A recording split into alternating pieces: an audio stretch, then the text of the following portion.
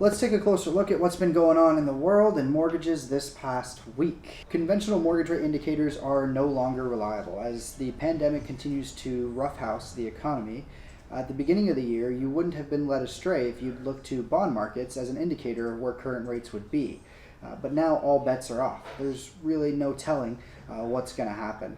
You can look at some main factors. The ones we've been paying attention to are what else is going on in commodities and bonds, the supply and demand of housing, and of course monetary policy. We went into a little bit of detail last week on monetary policy, exploring the CARES Act and the impact that it had on lenders' rates and the availability of loans. So let's take a look at what's been going on in commodities and bonds at this time.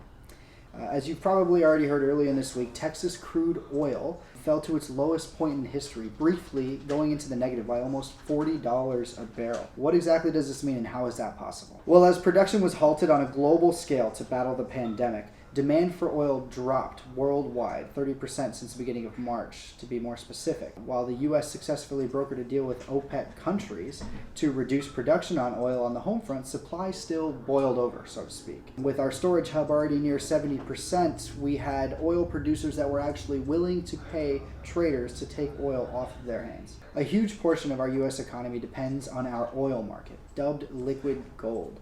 So this hit is going to affect more than just U.S. traders and producers of oil and is likely going to lead to bigger issues ahead. Case in point, the Treasury bonds also fell with oil prices, with the 10-year rate dropping to 0.55%. This brings us back to mortgages. The 10-year yield is often referred to as the proxy for mortgage rates and an indicator of the investor's confidence. What this points to is that confidence is down.